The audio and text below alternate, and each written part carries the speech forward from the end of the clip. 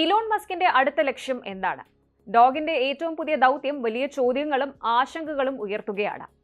Elon മസ്കിന്റെ government efficiency department നാസയുടെ സാമ്പത്തിക പ്രവർത്തനങ്ങൾ പരിശോധിക്കാൻ ഒരുങ്ങുകയാണ്.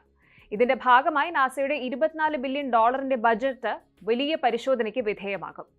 സ്പേസ് എക്സിന്റെ നാസയുമായുള്ള വിപുലമായ കരാറുകൾ കണക്കിലെടുക്കുമ്പോൾ താൽപര്യ വൈരുദ്ധ്യങ്ങളെക്കുറിച്ചുള്ള ആശങ്കകൾ ഉയർന്നു വരികയാണ്.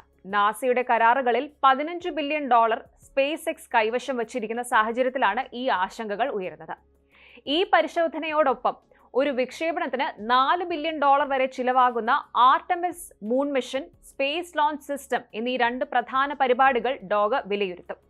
നാസയുടെ ആക്ടിംഗ് അഡ്മിനിസ്ട്രേറ്റർ ജാനറ്റ് പെട്രോ മറ്റ് ഫെഡറൽ സ്ഥാപനങ്ങളിൽ ചെയ്തതുപോലെ ഡോഗ് സ്റ്റാഫ് ബഹിരാകാശ ഏജൻസിയിലെ പേയ്മെന്റുകൾ അവലോകനം ചെയ്യുമെന്ന് സ്ഥിരീകരിച്ചിട്ടുമുണ്ട്.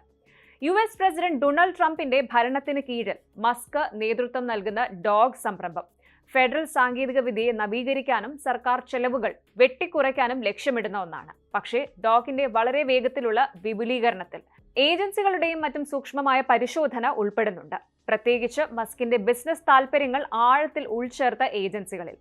എന്നാൽ ഗവൺമെന്റ് കരാറുകളെക്കുറിച്ചുള്ള ഡോഗിന്റെ അവലോകനവുമായി ബന്ധപ്പെട്ട വൈരുദ്ധ്യ താൽപര്യ ആശങ്കകൾ മസ്ക് തള്ളിക്കളയുകയാണ്.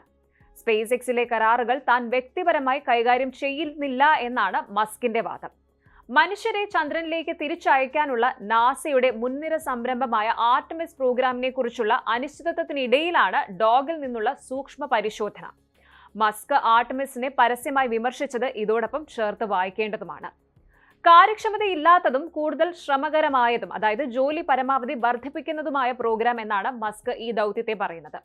റിസൾട്ട് വർദ്ധിപ്പിക്കുന്ന പ്രോഗ്രാം അല്ല എന്നും മസ്ക് പറഞ്ഞിരുന്നു.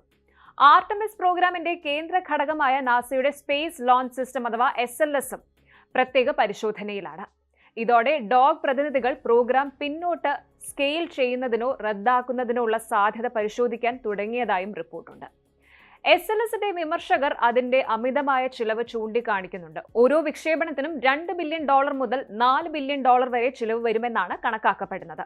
സ്പേസ് എക്സിന്റെ ഫാൽക്കൺ ഹെവിയുടെ ചെലവ് ഏകദേശം $250 മില്യൺ മാത്രമാണ്.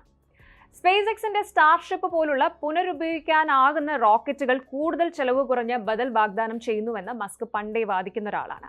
SLSന്റെ ഒരു അടിസ്ഥാന പ്രശ്നമെന്ന് പറയുന്നത് ഇത് പുനരുപയോഗിക്കാൻ ആവുന്നതല്ല എന്നതാണ്. അതിനർത്ഥം ഓരോ വിക്ഷേപണത്തിലും $1 ബില്യൺ അല്ലെങ്കിൽ അതിൽ കൂടുതൽ വിലമതിക്കുന്ന റോക്കറ്റ് പൊട്ടിത്തെറിക്കുന്നു എന്നാണ്.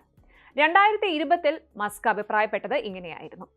ഡോഗിന്റെ സാമ്പത്തിക സൂക്ഷ്മ പരിശോധനയ്ക്ക് പുറമെ നാസ ജീവനക്കാർ ഗണ്യമായ വർക്ക് ഫോഴ്സ് റിഡക്ഷൻ, അതായത് തൊഴിൽ ശക്തി കുറയ്ക്കൽ നേരിടുന്നുണ്ട്. Folk in the road memo എന്ന ട്രംപിന്റെ സംരംഭം സാമ്പത്തിക വർഷാവസാനം വരെയുള്ള പേയ്മെന്റുകൾക്ക് പകരമായി രാജിവെക്കാൻ ഫെഡറൽ ജീവനക്കാരെ പ്രോത്സാഹിപ്പിക്കുന്നു. ഒരു ഫെഡറൽ കോടതി ആദ്യം താൽക്കാലികമായി ഇത് നിർത്തിയെങ്കിലും പിന്നീട് പ്രോഗ്രാം തുടരാൻ അനുവദിച്ചു. ഫെഡറൽ ഗവൺമെന്റിലുടനീളം ഏകദേശം 65,000 ജീവനക്കാരാണ് ഇതിനായി സൈനപ്പ് ചെയ്തിട്ടുള്ളത്.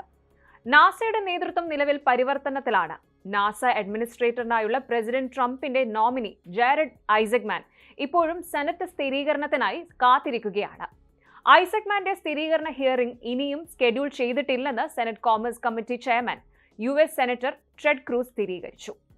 ചെലവ് ചുരുക്കൽ നടപടികൾ ആർടെമിസിനെയും മറ്റ് പ്രോഗ്രാമുകളെയും പുനർരൂപകൽപ്പന ചെയ്തേക്കാം.